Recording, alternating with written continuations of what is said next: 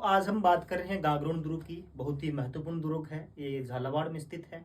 नदियों की बात करें तो आप देख सकते हैं कि काली सिंध और आहू नदी पर स्थित है। तो ये नदियों के किनारे दुर्ग है। तो ये जल दुर्ग भी है, गिरि दुर्ग भी है, ओदक दुर्ग भी है, पर्वत दुर्ग भी है, पारित और पारिख दुर्ग भी है। अब आप सोच रहे होंगे कि गागरोन नाम सबसे पहले था। नहीं, गागरोन नाम सबसे पहले नहीं था। इसके उपनाम है डोडगढ़ और धुल्लरगढ़। ये जो नाम है, ये नाम कैसे पड़े ये आपको बता देता हूँ। इसका निर्माण है वो बीजल देव ने करवाया था। ठीक है, बीजल देव, डोड बीजल देव, इसलिए इसका नाम था डोडगढ़ और धुल्लरगढ़। यह है। इस पर आक्रमण कर दिया था, इस पर आक्रमण किया था खिंची ने। किसने? देवन सिंह खिंची ने इस पर आक्रमण किया। उसके बाद इसका नाम, वो भी 12वीं शताब्दी में, ठीक है, 12वीं शताब्दी में इसका नाम पड़ गया था गागरोन दुर्ग। अब हम सीधे साके की बात करते हैं। तो 1423 में पहला साका होता है।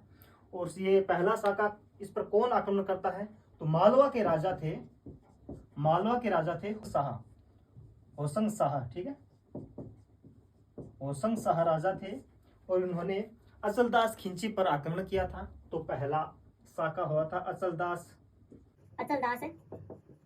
खिंची के नेतृत्व में, ठीक है, के साथ ये पहला साका हो गया था। और दूसरा जो साका हुआ था, इन्हीं के पुत्र थे जिनका नाम था पालहन सिंह।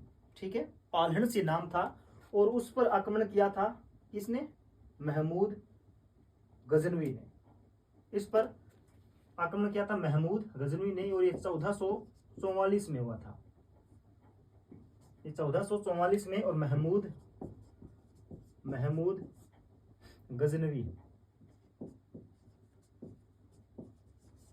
गजनी ने आक्रमण किया था। और इसका नाम भी बदला गया था। ये नाम रखा था मुस्तफाबाद। ये मुस्तफाबाद नाम ऐसे नहीं रखा गया, एक कोर्ट का निर्माण किया गया। यानी कि किले के बाहर बाहर एक कोर्ट का निर्माण किया गया और नाम रख दिया गया मुस्तफाबाद। और इसको जालिम कोट भी कहते हैं। कौन सा? जालिम कोट है। वो कोटा का जब ये किला सौंपा गया था तो उन्होंने भी एक कोर्ट का निर्माण करवाया जिसको जालिम कोट कह के पुकारा गया, क्योंकि वहां पर जालिमों का राज था। और ये तिहरा, एक याद रखना, तिहरा प्रकोटा भी है ये। यानी इसके 3 प्रकोटे हैं, ये आपको याद रखना जरूरी है। दरगाह की बात करेंगे तो सूफी संत मिठे साहब की दरगाह है यहाँ पर। ठीक है, सूफी संत मिठे साहब